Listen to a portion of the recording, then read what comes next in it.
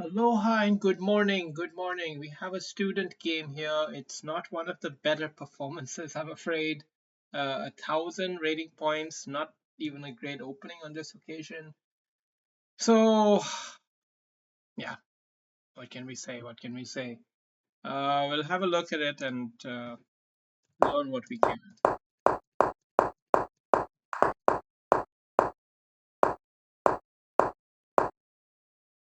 It's a very expansive opening idea here from Black, but it's a really ridiculous one because he's made it impossible for him to castle and given up a great, powerful diagonal. How does White exploit this? No, you don't just go you don't just go solid. You've got to go ballistic. You've got to go ballistic. Knight here, queen out there, check. That's the idea. You've got to exploit the angle. When he opens this up, you've got to be thinking how to check him from here. You've got to be thinking about it. Not doesn't mean it's always a good move, but you've always got to consider that. All right. Instead, now Black has gotten some space, you would say, and this could be intimidating. To the untrained player, this can be very intimidating, and you should break that. Break that, because now he's threatening to make this whole barricade.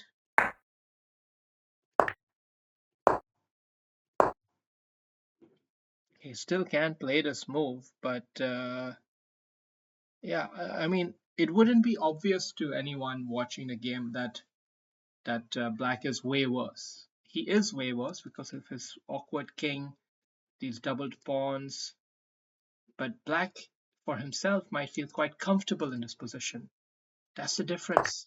Comfort versus what's real. And now pressure is starting to build here because he's trying to hold too many floating pieces. You know, it's like Magneto trying to hold the different metallic objects in the air. If you try to do that, you're asking for trouble. You're asking for trouble. He just walked right into your trap here. You missed it because you're looking at the wrong place. You're looking from a defensive mindset, my friend. You've got to keep in mind. Visual training is super important. He makes the same mistake a second time. What happens here? Nope. Nope. No. And then a great move. Great move. And he finally takes it. It's a great capture there. Now we And the knight comes in, juicy move there. So all of a sudden, things are really looking promising for White. And now he's just walked into a maiden one right there. But is he gonna see it? No, he's not. No, he's not. That's a tough maiden one to spot. I guess it's a tough one. It's a tough one, right? It's so weird, so atypical. Normally you can't do that, but here you can. So we missed a chance, and that is going to turn out to be costly. Because now the pressure can really turn around. Now this bishop is just sitting duck. So he's just holding on to it. He has to give that all up. And you get the pawn. So let's take stock of the situation here. Okay, there's been a lot happening in the game. A lot of chances being missed. But you've still got plenty of time, 8 minutes left. So you have to evaluate the position and see what is your plan going to be. What is your plan going to be? So let's see what Black does first. He castles. And he's preparing the good old launch here. Of course, he can't get there right now, but he's planning something like that. This is obviously his plan. So how do you defend here? How do you do a good solid move? Personally, I think pawn up is the right move here. I think pawn up is a solid move. It makes room for potentially rook up here to give lateral defense, and it also prevents this pawn from crashing forward, which could provoke a lot of weaknesses as well. So that's what I think. It's not that what the computer would have played, and this isn't a bad move either. Let's see how computer thinks you should handle this situation. Computer actually recommends sacking the exchange.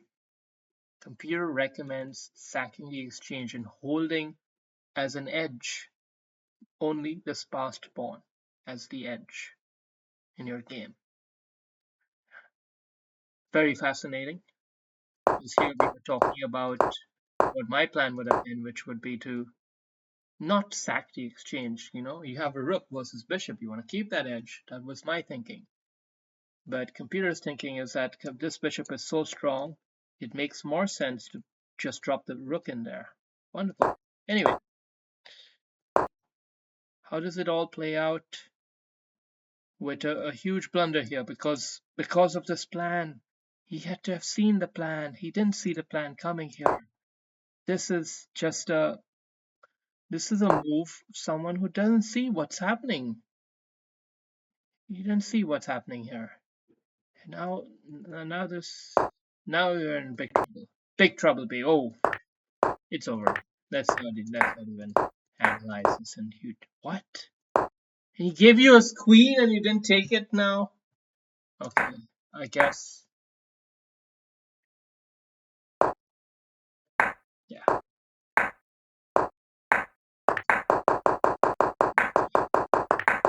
Okay. Yeah. Okay. What I'm gonna analyze is. I just get angry watching amateurs bungle around, I get angry watching amateurs bungle around. I can't bother to waste my time with it. But all in all, geez, man, like you gotta don't play like Magneto. Don't play like Magneto, that's one thing, and defensive plans is another thing. How to defend well. How to defend well. It's an art. It's an art, but well, firstly you have to know what he's planning, what he's up to. That's the only way you can do anything. One other idea could have been pawn up here, which is also very scary. It's also super scary, in fact, because rook will come in, and your queen will go here. Then his queen might come here, threatening mate there. So you got to come here with your queen then to stop that. But then his rook's going to come all the way there, threatening mate here. And then it's not going to even happen, potentially. So you'll have to trade the queens. Point is, defending is hard and you've got to get better at it. You've got to get better at defending. All right. Talk to you later.